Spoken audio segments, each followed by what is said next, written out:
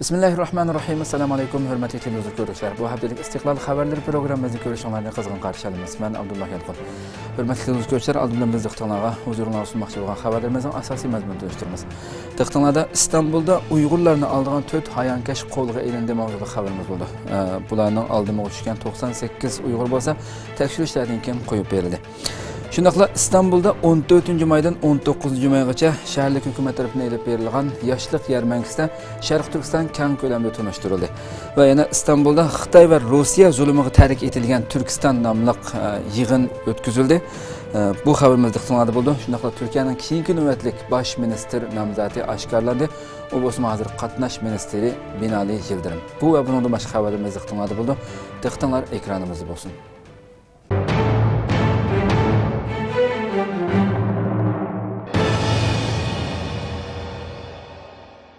Xitoy saqchilari zo'ravonlik qilib bir oila kishilarini tutib ketdi.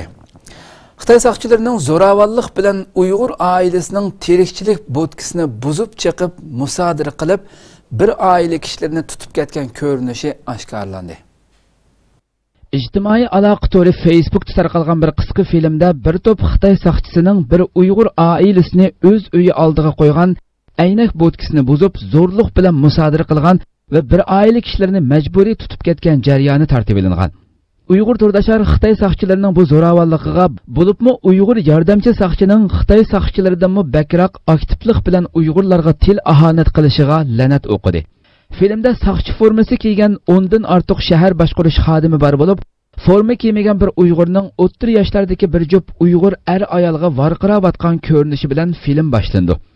Ularning dialogidan qaraganda bozor boshqaruvchilar u ayoldan ushaq yemaklik sotadigan bo'tkisini qo'ymaslikni talab qilgan.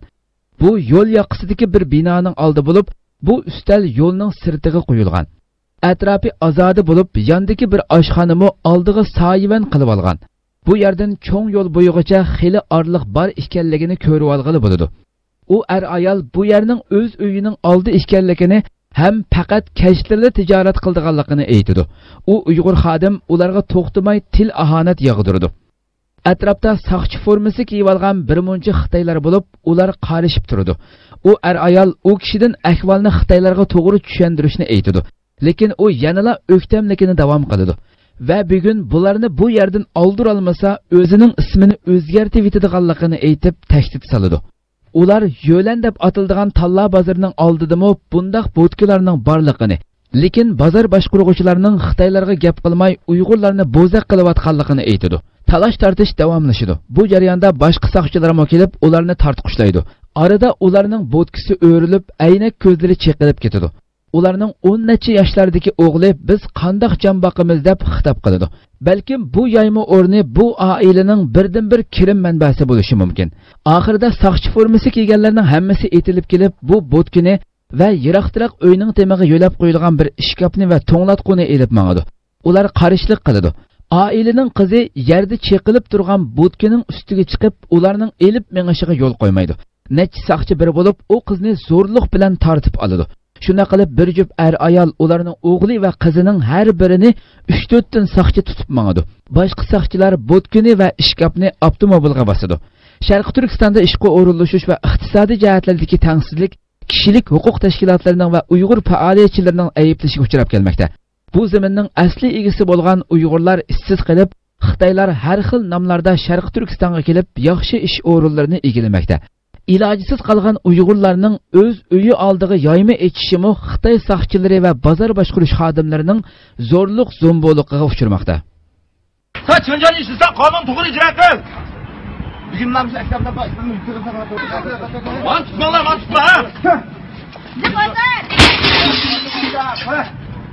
Buna. Ha. Ala. Özümüz uyun oldim turamayız mı? Ulan nimaga jabaqqa qo'yamizlar qolmaysizlar? Ha. Şiddetin ekem ya koy. Yo'llar cho'shib qo'ya. Shu xanzoqqa o'ramayapti. To'g'ri? Borba adam bilan. Ha, lidatan o'zdan bilan bo'lsa, hammani qo'yib qo'ymoqshana. Ha. Bak tutma, fatini olsam tutma. Lan bir yapma. Sinan işine bölümü tutma ha. Ondan yapma tutma. Tutma. Nimbil yapma kımızdır.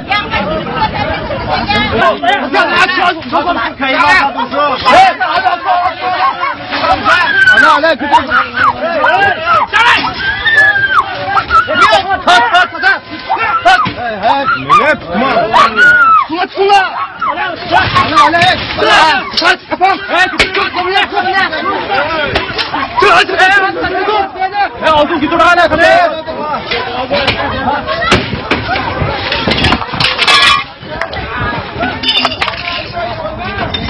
Bağlı. Verem ona gidiyor.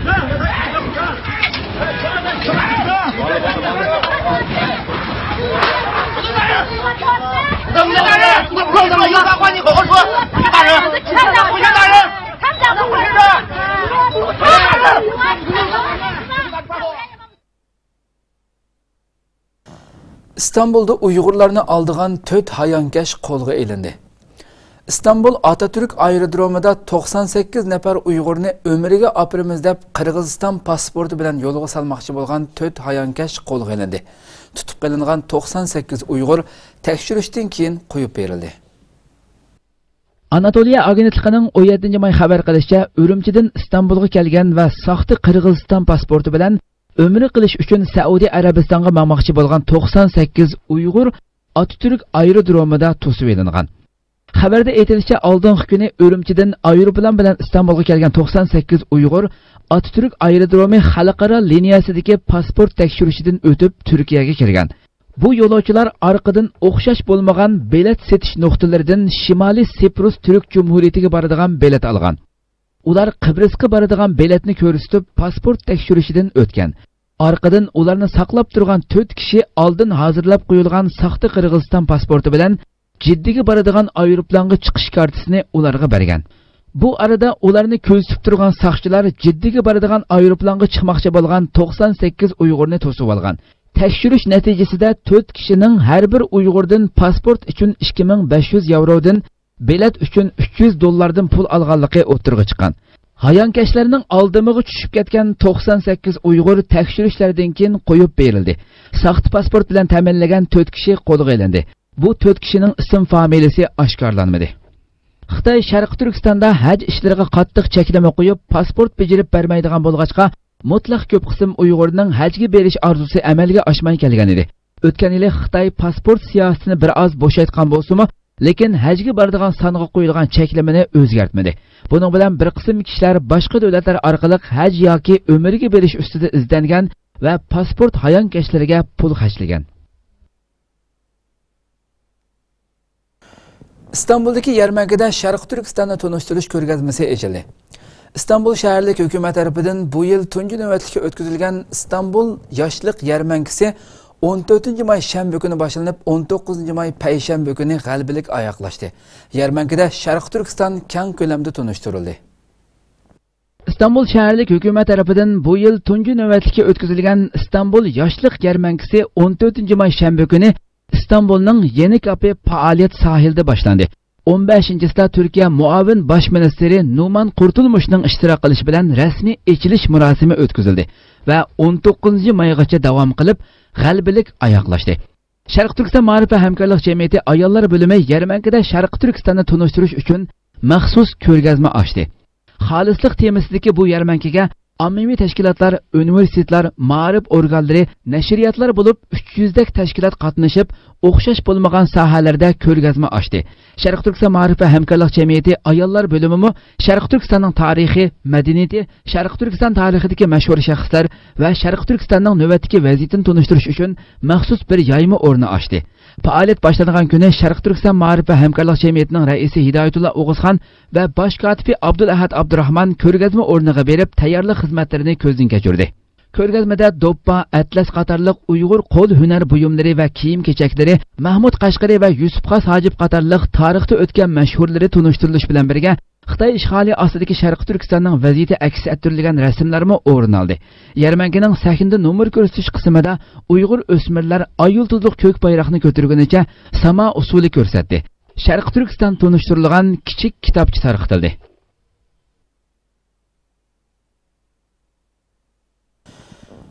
Uyg'ur boks mahiri Faruq Yevropa chempionlik talash musobaqasida raqibini yengdi. Belgiyadagi Uyg'ur boks mahiri Faruq Qurbanov 5-oyning 14-kuni Belgiyaning Verviya shahrida o'tkazilgan Yevropa chempionligiga tanlanish musobaqasida vengeriyalik mahir Kassay Ignasni 2-maydonda yengib, dunyodagi Uyg'urlarni xushallantirdi.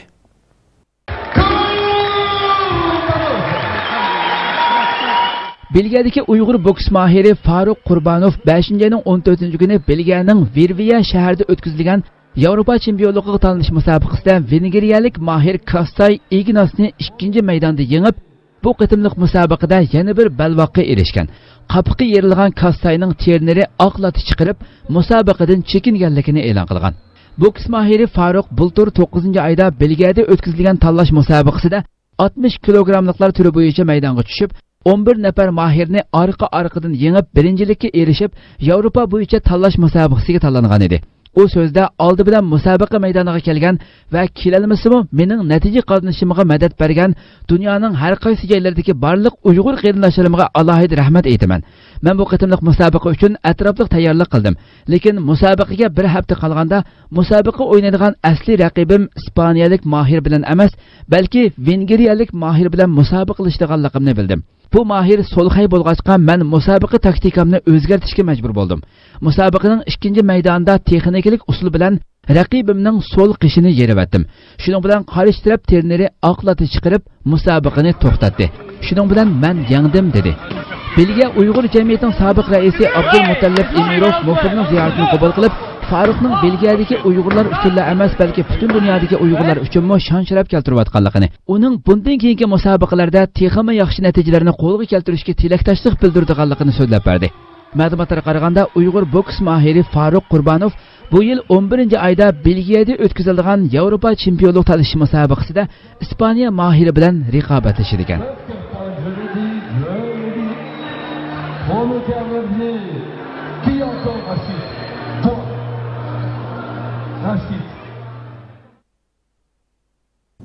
İstanbul'da Xitoy va Rossiya zulmiga tarik etilgan Turkiston degan temada yig'in ochildi. 13-may kuni İstanbulda nashr qilinayotgan Ko'kli Deyishim nomidagi jurnalning uyushtirishi bilan Xitoy va Rossiya zulmiga tashlab qo'yilgan Turkiston degan temada yig'in o'tkazildi. 13-may kuni İstanbulda nashr qilinayotgan Ko'kli Deyishim nomidagi jurnalning uyushtirishi bilan Xitoy va Rossiya zulmiga tashlab qo'yilgan Turkiston degan temada yig'in o'tkazildi. İstanbul Topqapıdagi Holiday Inn mehmonxonasining yig'in zali yig'inning qatnashgan yoshlar bilan liq to'ldi. Yig'in Qur'oni Karim tilovat qilish bilan boshlandi. Keyin Rossiya va Xitoy zulmi tunishtirilgan bir hujjatli film ko'rsatildi. Doğu Türkistan'da işgalci komünist Çin 1949 yılından bugüne kadar sistematik bir şekilde Müslümanları katlediyor. Öldürülen Müslümanların sayısı tam 35 milyon kişiyi buldu. Ama bunu dünya sadece basit istatistiki bir bilgi olarak görüyor. Yig'inda O'rta Osiyoda yashaydigan Uyg'ur qatorliq turk xalqlarining masalalari muzokara qilindi va hal qilish choralari o'tirg'a qo'yildi. Yig'inning ochilish marosimida Ko'kli Deyishim jurnalining bosh muharriri Mehmet Qara apandi so'z qilib, O'rta Osiyodagi turk xalqlarining masalalariga ko'ngil bo'lish kerakligini bildirdi va Turkiya xalqini, ommaviy tashkilotlarni va hukumatni bu masalalarni kun tartibga keltirishga chaqiriq qildi. Mehmet Qara apandi musulmonlarning masalalarini o'zlarining bir masalalar deb qaraydiganligini bildirib, mundaq dedi: Biz Ko'kli Deyishim jurnal bo'lish sifatimiz bilan Turkiston jo'g'rafiyasidagi Rus va Xitoy zulmini, ular bilan hamkorlashayotgan diktator amaldorlarning qabih jinoyatlarini va planlarini fosh qilishni davom qilamiz. Turkistonning egasiz emasligini, Xitoy va Rossiyaning zulmiga tashlab qo'yilmaydiganligini yana bir qatim bu yerdan e'lon qilamiz va xotirlatamiz. Yig'inda asosligi Turkiston jo'g'rafiyasidagi diktator hokimiyatlarining Rossiya va Xitoy bilan hamkorlashib o'z xalqlari ustidan yurgizayotgan zulmi, besimlari va to'plab tutish qatorliq siyosatlari tanqid qilindi. Yig'inda yana Xitoy zulmidan qochib Sharqiy Janubiy Osiyo orqali Turkiyaga kelgan Uyg'ur musofirlarga ko'ngil bo'lish kerakligi, shunaqla ularning istiqomat ilish qatorliq ijtimoiy hayotda duch kelayotgan qiyinchiliklarni hal qilish talab qilindi va bularga yordam qilishning bir insonparvarlik va musulmonlik vazifa ekanligi ta'kidlandi. Uyg'ur musofir va muhojirlarning iqtisodiy qiyinchilik, istiqomat ruxsat xati ololmaslik va yoki qaytadan o'z yurtlariga qaytilish xavfi sababidan har xil besimlarga mushu yerdami duch kelayotganligini amaliy misollar bilan o'ttirg'a qo'yildi. Yig'inda so'z qilgan yozuvchi Faruq Ko'sa apandi Türk musulmonlarini Uyg'urlarga ko'ngil bilishga chaqiriq qilib mundaq dedi. Türkiye'de Müslüman tabiqalar ve ular tarafından kurulan ammevi teşkilatlar dünyanın o'xshamagan joylaridagi musulmonlarga ega chiqyapti. Sharq Turkistonda yashayotgan mazlum Uyg'ur Türk musulmonlarini xuddi ko'rmaganda ko'z yumayapti. Chunki bular Türk bo'lib yoritilmish, u qarindoshlarimizning masalalariga ega chiqadigan bo'lsa, irqchilik qilganlik bo'ladi deb xato tushuncha bilan qaraydi. Amaliyotda bular ham Türk ham musulmon bo'lib yoritilmish. Shuning uchun bu xato tushunchadan voz kechish lozim va Uyg'ur qarindoshlarimizga ega chiqish jihatda odil bo'lishi kerak. Yig'inda yana Sharq Turkiston ma'rif va hamkorlik jamiyatining raisi Hidoyatullo O'g'izxon bilan Uyg'ur xabar va tadqiqot markazining boshlig'i Hamid Ko'kturk so'z qilib, Uyg'ur masalasini kun tartibga keltirdi. Yig'inda so'z qilgan Hamid Ko'kturk apandi Uyg'urlar duch kelayotgan besimlar to'g'risida to'xtalib mundaq dedi. İşgalchi Xitoy Sharq Turkistonda hozir hech qanday e'tiroz va qarshilikka uchramasdan besim, zulm va irqiy assimilyatsiya, diniy va milliy qirg'inchilikni xotirjam holda amallashtiryapti. Xitoy hozir Sharq Turkistonda tarixda ko'rilib boqmagan eng ig'ir va eng vahshiy qirg'inchilikni elib beryapti. Xitoy ro'za tutish, namoz o'qish, haj ibodatini ado qilish, Qur'oni Karimni saqlash, o'qish va o'rganishni chekildi. Ro'za oyida musulmonlarni haqorat qildi va kamsitdi. Yig'inda so'z qilgan Hidoyatullo O'g'izxon oldi bilan Uyg'urlarning hozirgi duch kelayotgan qiyinchilik masalalar to'g'risida to'xtaldi. Hidoyatullo O'g'izxon so'zida yana bir qism gazet va televiziya kanallarining Uyg'urlarga besim yo'q degan mazmunda tarqatgan xabarlarga raddiya berib mundaq dedi. Uyg'urlarning diniy ibodat qilishiga cheklama qo'yildi. Namoz o'qish, ro'za tutishni umumiy jihatdan cheklamaganda ko'rinsimi, idora jamiyatlarda ma'murlarga, o'qituvchilarga va o'quvchilarga cheklama qo'yilganligi to'g'risida hujjatlar tarqaldi. Dükkan, oshxonalarda haroq va tamaki setish majbur qilindi.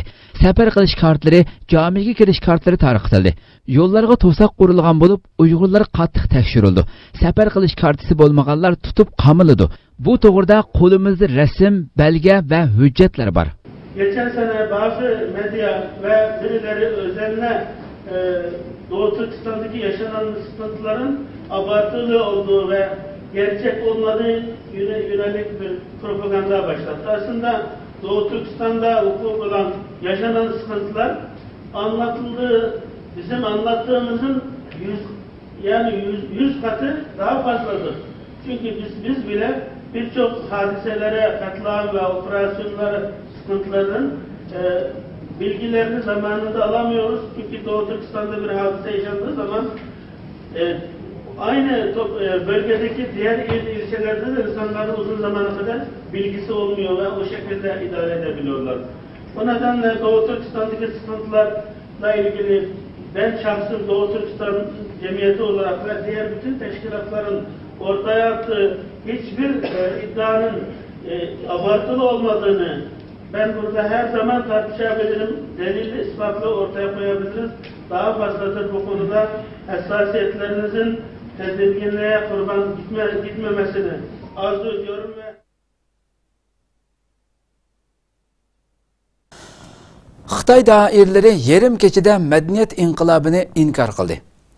Xalqimiz orasida keltirgan baloyi ofat va ziyonlar sababli madaniyat inqilobi deb tanilgan atalmish madaniyat inqilobi 50 yildan keyin sezgur temaga aylandi.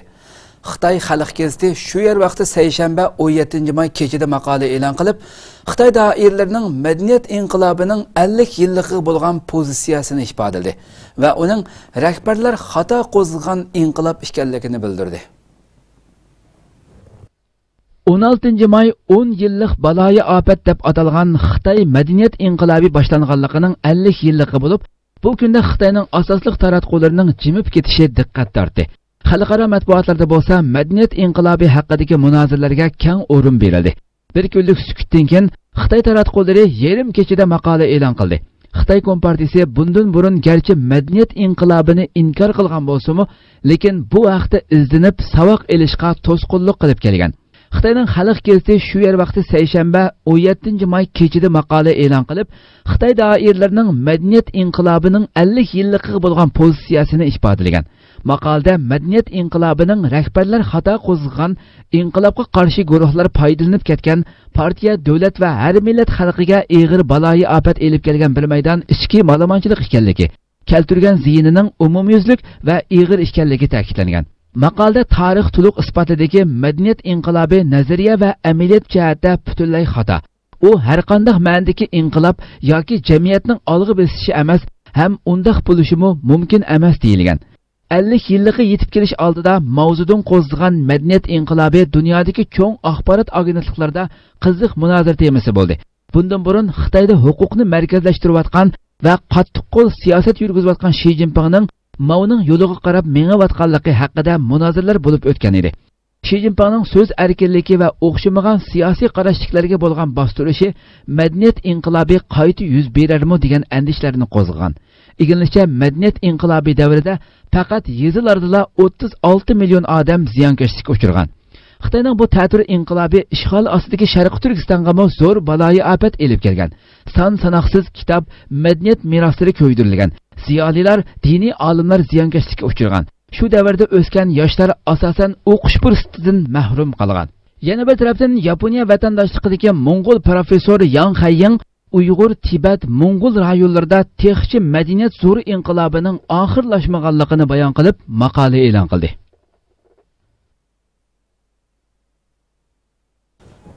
Zeytinburnu'da 20 ming kishilik polo ziyofati berildi. İstanbul Zeytinburnu'da o'tkazilgan 3-navbatlik yerlik taomlar va radio festivalida 20 ming kishilik Uyg'ur polosi tarqatildi.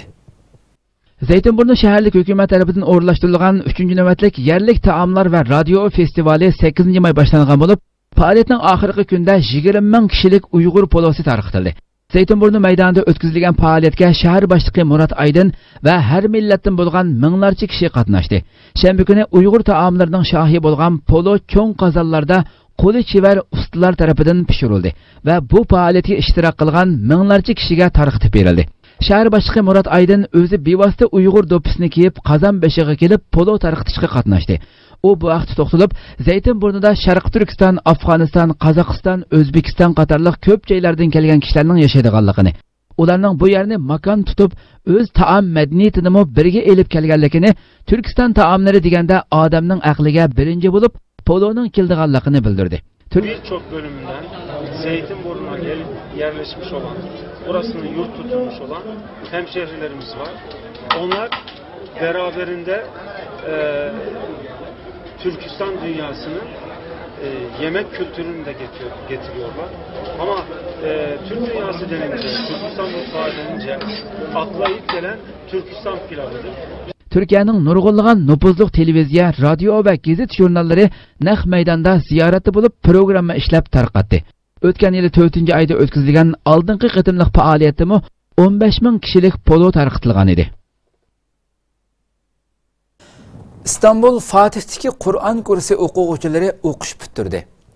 Uyg'urlar tarafidan ochilgan İstanbul Fatih müftiligiga qarashliq bo'lgan Qari Gumruk qizlar Qur'on kursining o'quvchilari o'qish bitirish marosimi o'tkazdi.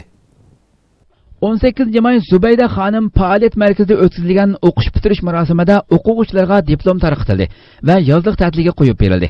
Marosimga Qur'on kursi mas'ullari, o'quvchilar va ularning ota-onalari, Fatih muftiyligining rahbarlari qatnashdi. Sharq Turkiston Ma'rif va hamkorlik jamiyatining raisi Hidoyatullo O'g'izxon va jamiyat bosh noziri Abdulhakimxon Maqsumajimmo taklifga binoan ishtirok qildi. Marosimda oldi bilan o'qish bitirgan o'smirlar tunishtirilgan qisqa film qo'yildi. Munosabatli kishilar so'zga taklif qilindi. Orqadan o'smirlar Qur'on o'qish, she'r deklamatsiya qilish, islomiy nashrlarni aytish va boshqa shakldagi nomerlarni o'rinlash orqali marosim kayfiyatini yuqori ko'tardi. Ularning nomerlarida ilm, axloq, vafodorlik, minnatdorlik qatorliq asosiy mazmun qilindi.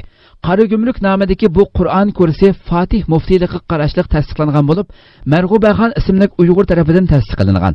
Hozir bu kursda Uyg'ur va turklarning farzandlaridan bo'lib 50 atrofida o'smir tarbiyalanmoqda ekan.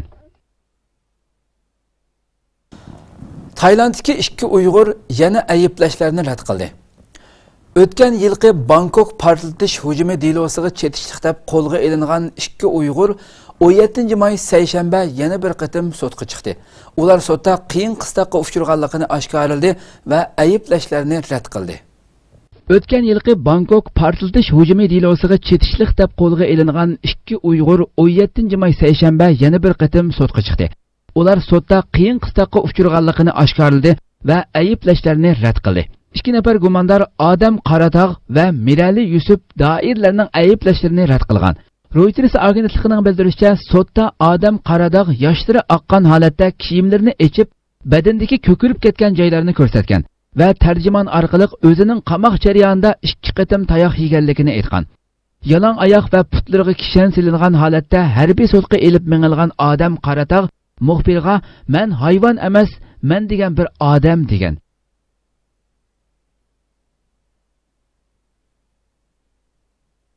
Sotchi pat arada tekshirish elib bordiganligini va odam qaratog'ining advokatining turma yo'tkash taklifini o'ylashib baqadiganligini bildirgan. Bundan burun uning advokati odam qaratog'ining qiyin qistoq sababidan iqror qilganligini oshkorlagan edi. Mirali Yusuf bo'lsa, biz gunohsiz, bizga yordam qilinglar, kishilik huquq qayerda degan.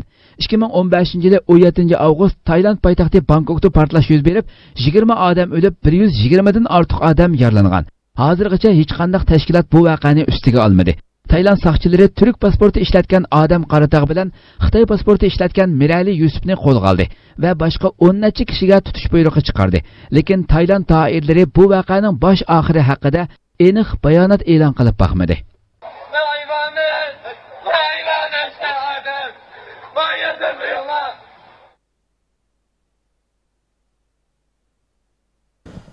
Türkiye'nin keyingi növetlik baş minister namzati oshkorlandi.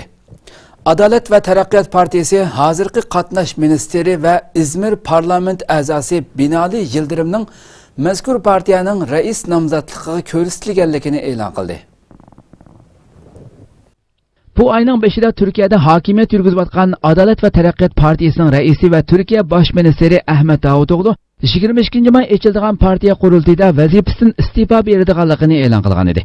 Uning bu tuyuqsiz qarori Turkiyada zo'r g'ulg'ula qo'zg'adi. Keyingi bosh ministerning kim bo'lganligi haqida farazlar uzilmadi. Turkiyada odatda hokimiyat beshidagi partiyaning raisi davlatga bosh minister bo'ladi. 19 may Adalet ve Taraqqiyot Partiyasining bosh shtabida chaqirilgan yig'indan keyin partiya bayonotchisi Ömer Çelik Adalet ve Taraqqiyot Partiyasining 22 may chaqirilgan 2 navbatlik qurultayida qatnash, dengizchilik va xabarlashma ministeri Binali Yildirimning rais nomzodi bo'lganligini e'lon qildi. Binali Yildirim 1955-yili Turkiyaning Erzincan'da tug'ilgan. İstanbul Texnika Universiteti Kemi İnşaatı ve Dengiz Bilimleri Fakültesida bakalavurluk ve magistrlik unvoni olgan. 2002-yili Adalet ve Taraqqiyot Partiyasi Turkiyada hokimiyat beshiga chiqqanda mazkur partiyadan parlament a'zoligiga saylangan va shundan buyon qatnash ministri bo'lib kelgan. Afg'oniston ijroiya amaldori Xitoyda va Urumchida ziyorati bo'ldi. Afg'oniston bosh ijroiya amaldori Abdullah 15 may Beijingga yetib kelib, Xitoydagi 3 kunlik ziyoratini oxirlashtirgandan keyin Urumchida ziyorati bo'ldi. Qo'shni davlatlarning Xitoy bilan bo'lgan munosabati Uyg'urlarning qiyni badaliga kuchaymoqda. Afg'oniston bosh ijroiya amaldori Abdullah 15 may Beijingga yetib kelib, Xitoydagi 3 kunlik ziyoratini oxirlashtirgandan keyin Urumchida ziyorati bo'ldi. Xitoy Xinhua to'rida aytilishicha, bu Abdullahning bu qatimgi Xitoy ziyoratida Afg'onistonning tinchlik va muqimligi, Xitoy va Afg'onistonning bexatarlik va savdo hamkorligi, rayon masalalari va xalqaro masalalar ustida suhbat elib berilgan. Abdullah Xitoy ziyoratidan ilgari Xitoyning mablag'i va bir balvoq bir yo'l hamkorligiga kuchli qiziqishi borligini bildirgan.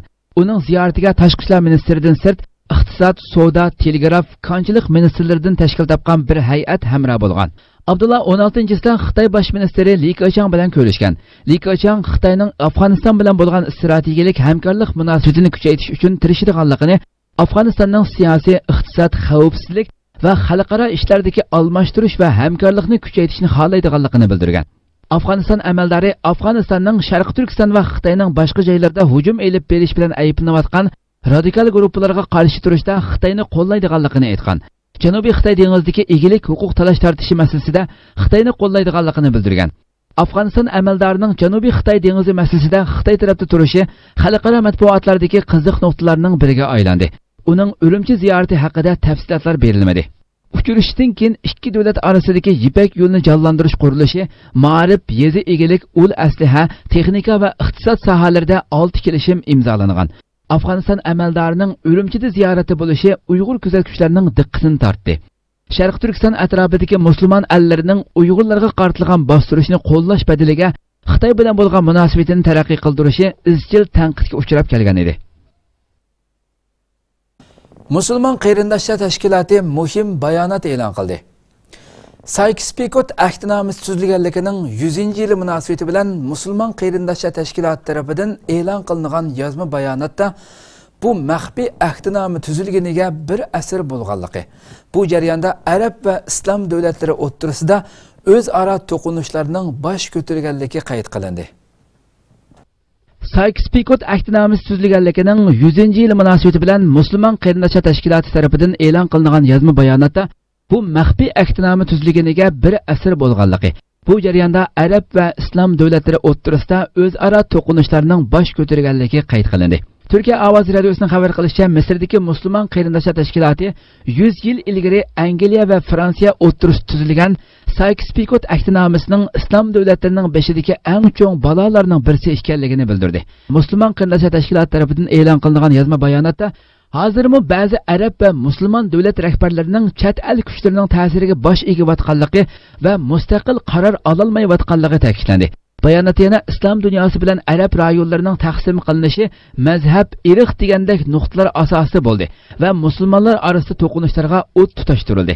Oradan 100 yil o'tgan turug'liq bu urush ishg'oliyatchilar tomonidan sezilgan siziqlarga asosan ushshoq davlatlar orasida urush yolqinlari yenishni davomlashtirmoqda.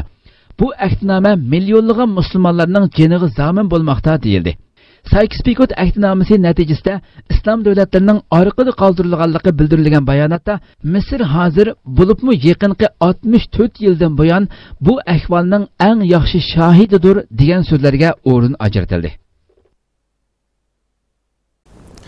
Hurmatli televizor ko'ruvchilar, shunday qilib bu haftalik Istiqlol xabarlari programmamiz bu yerda oxirlashdi. Kelar qatimqi programmamizni ko'rishgacha sizlarni Janobi Allohga topshiramiz. Program oxirida ekran orqasidagi barcha xizmatdoshlarimga ko'pdan ko'p rahmat aytaman. Assalomu alaykum va rahmatullohi taala va barakatuh.